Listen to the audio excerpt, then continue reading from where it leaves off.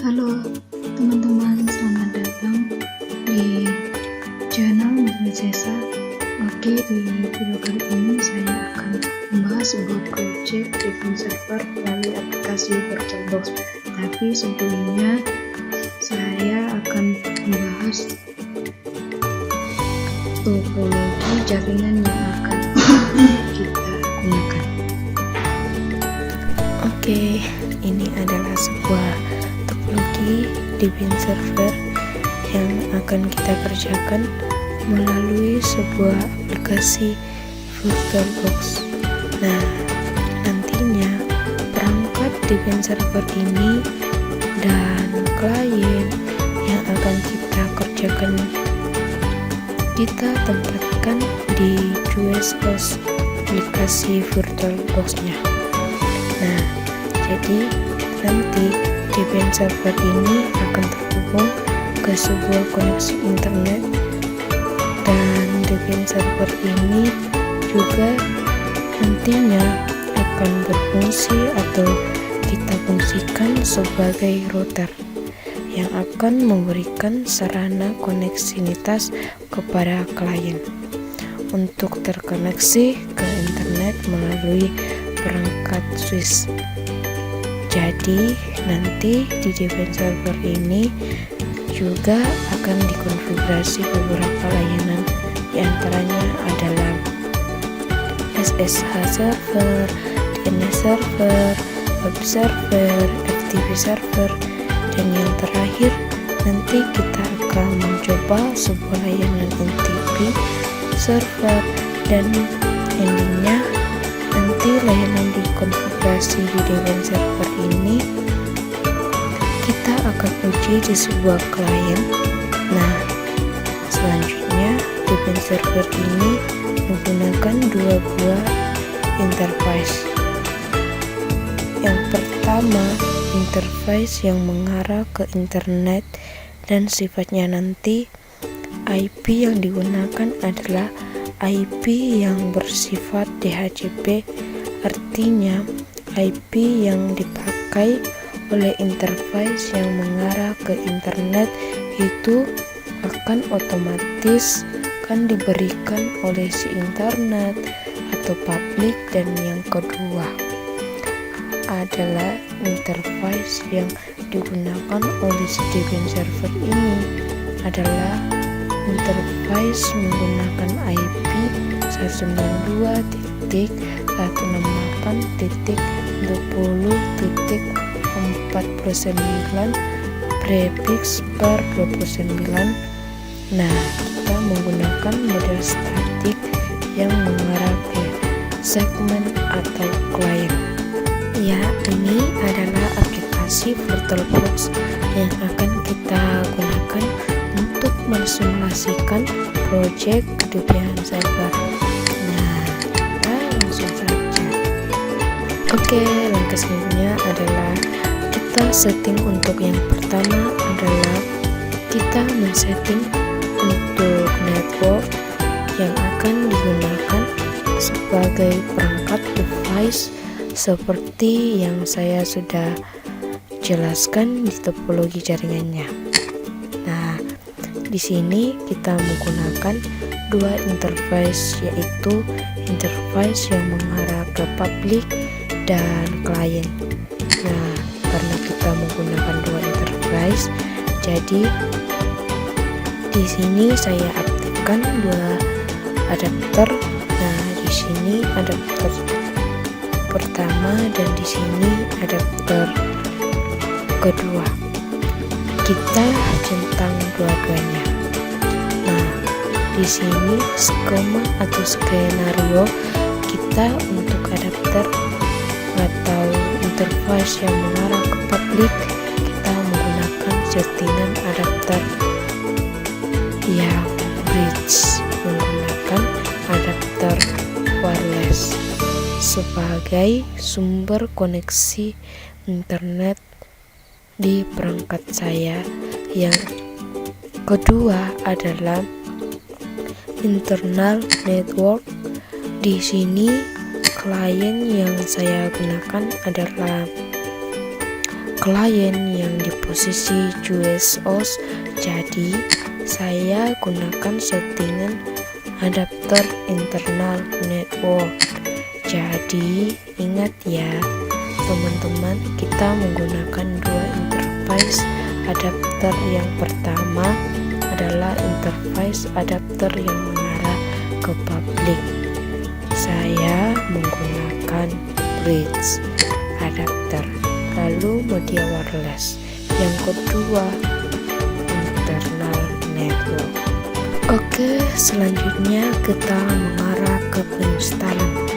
Nah, ini adalah tampilan untuk memulai sebuah proses instalasi pada Debian Server.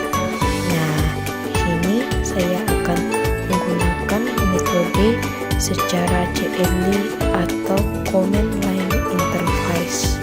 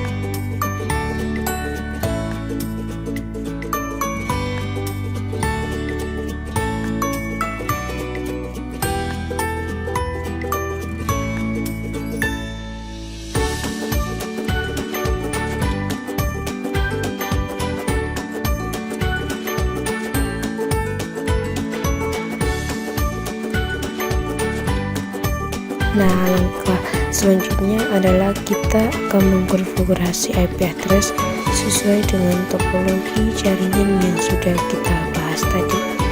Kita mulai ya. Di sini kita menggunakan dua interface. Satu interface yang mengarah ke publik, satu lagi yang mengarah ke klien. Nah, di sini saya menggunakan settingan DHCP untuk device atau interface yang mengarah ke publik. Dalam hal ini kita menyebutnya interface endpost 3. Nah, yang berikutnya adalah perangkat atau adapter kedua yang mengarah ke klien. Kita menyebutnya di sini 48. Saya menggunakan prefix per 29. Oke, sudah berhasil. Sampai di sini konfigurasi IP telah berhasil. Ya, langkah selanjutnya mengkonfigurasi NAT pada Debian Server. Seperti yang sudah saya jelaskan di awal, bahwa Debian Server ini akan kita fungsikan juga sebagai router. Nah, sederhananya teman-teman, fungsi router itu adalah mengenalkan IP lokal atau IP privat yang digunakan oleh si klien supaya bisa mengakses IP publik. Sederhananya seperti itu. Ada beberapa langkah yang harus kita konflik kita mulai saja. Langkah pertama adalah mengaktifkan IP forward untuk versi yang keempat. Nah, langkah selanjutnya mengkonfigurasi IP. Oke, sampai di sini sebenarnya kita sudah bisa memfungsikan perangkat atau Debian servernya sebagai router. Nah, cuma di sini sifatnya belum permanen. Jadi kalau misalnya Debian server ini saya restart atau menaktifkan, dalam hal ini shutdown, ketika selanjutnya saya aktifkan kembali, artinya konfigurasi yang sudah kita lakukan ini akan hilang, tidak tersimpan. Nah, bagaimana supaya konfigurasi yang sudah kita lakukan ini itu tersimpan, artinya permanen, atau beberapa langkah yang harus kita lakukan. Yang pertama adalah menginstal IP paket iptable persistent. Di sini saya menggunakan atau mengambil dari repository 2 yang sudah ada di perangkat saya. Nah, yang terakhir kita lakukan konfigurasi di directory atau file rc.local. Oke, kita simpan, sudah selesai.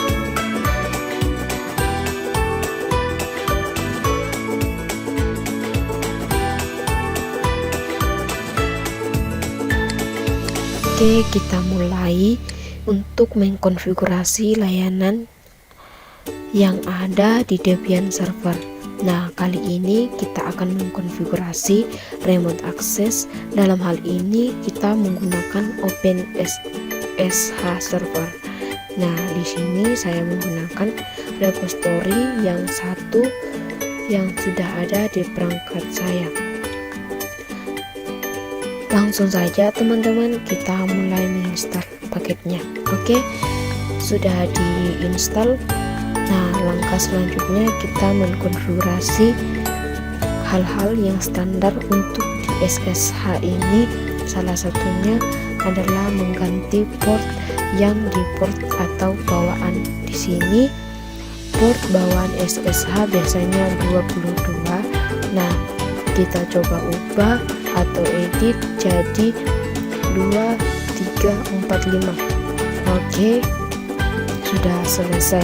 Ingat ya teman-teman, layanan SSH ini harus secara sederhana adalah layanan yang berfungsi untuk meremote server klien.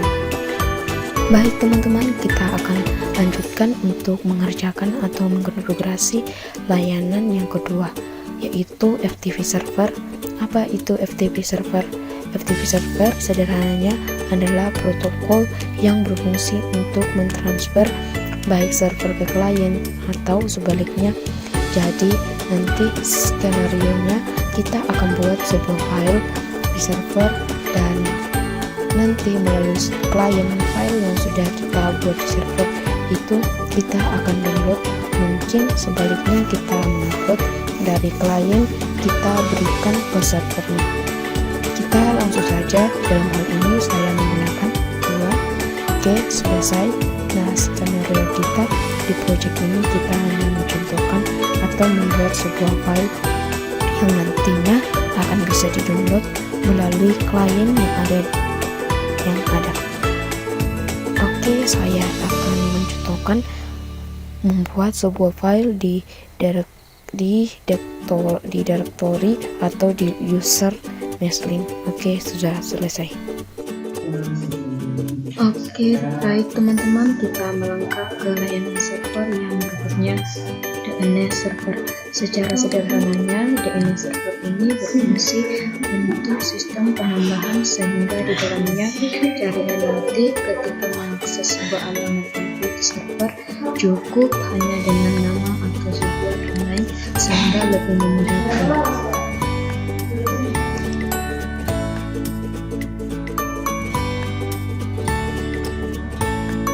Oke, di sini ada pesan error. Langsung saja kita masukkan permintaannya.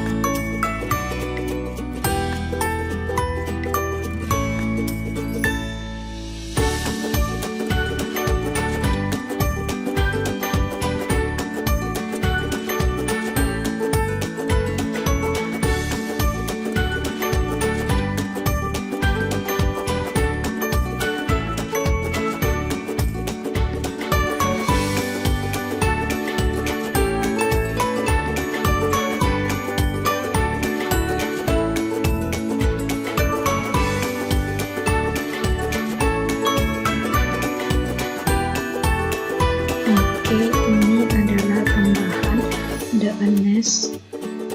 Yang kedua di sini adalah IP DNS server lokal.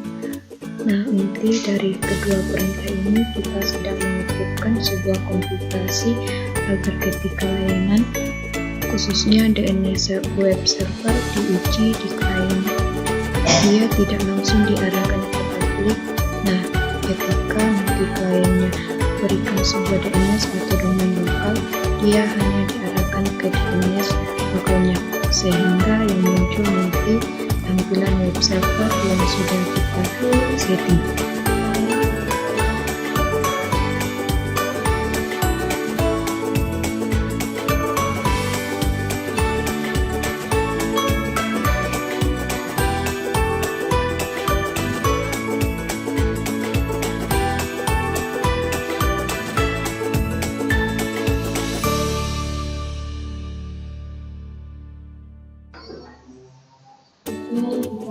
Oke, konfigurasi DNS telah berhasil.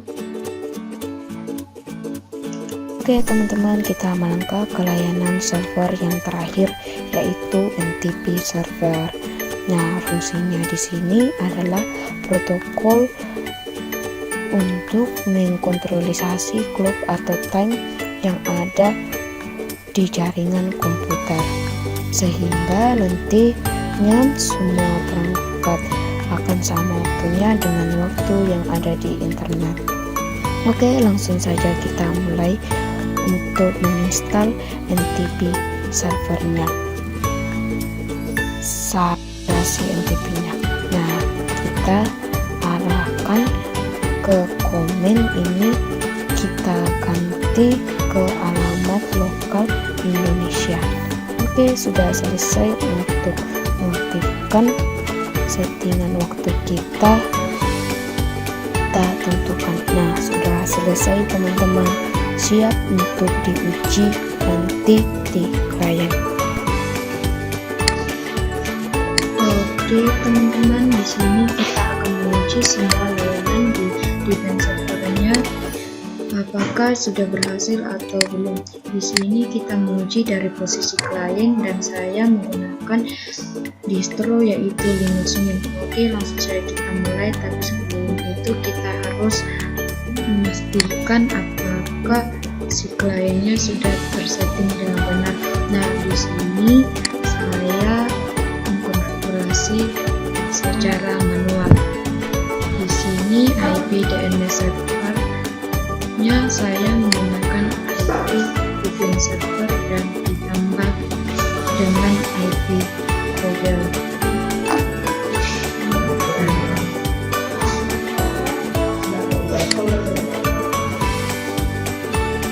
Di sini saya akan men-testing apakah si kliennya sudah terhubung ke Debian server.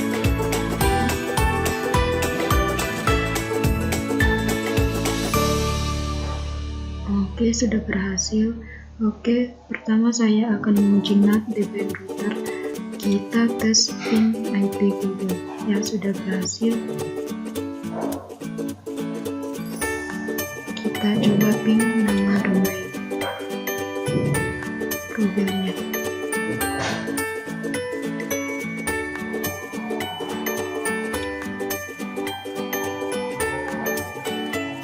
Oke, sudah berhasil juga. Selanjutnya saya akan menguji DNS server sekaligus web servernya. Pertama saya akan menggunakan alamat IP lokal servernya. Oke, sudah berhasil. Selanjutnya saya akan remote akses secara CLI.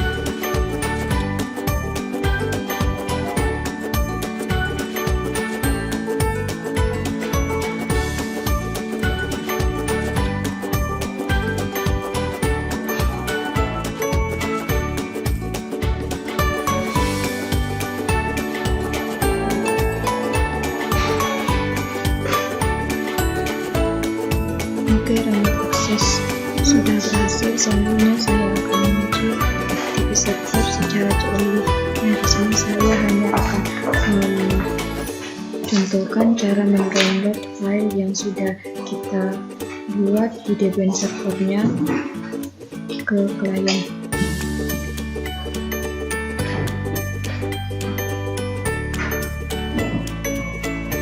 Oke, transfer complete, artinya sudah berisi di download.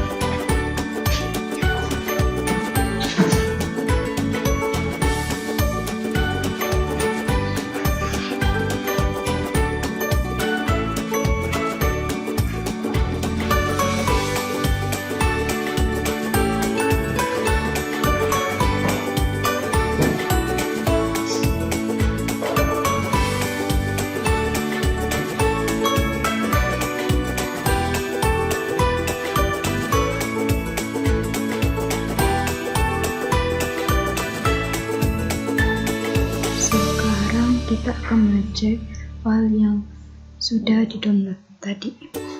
Oke, sudah ada ya teman-teman. FTP sudah berhasil. Selanjutnya yang terakhir, saya akan menguji NTP server.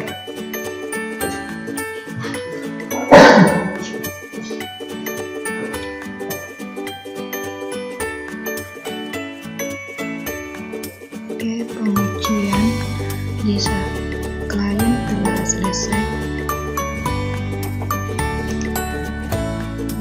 Oke, semua layanan yang sudah kita kerjakan di Debian server sebelumnya sudah berhasil kita lakukan uji coba. Oke, sampai jumpa teman-teman.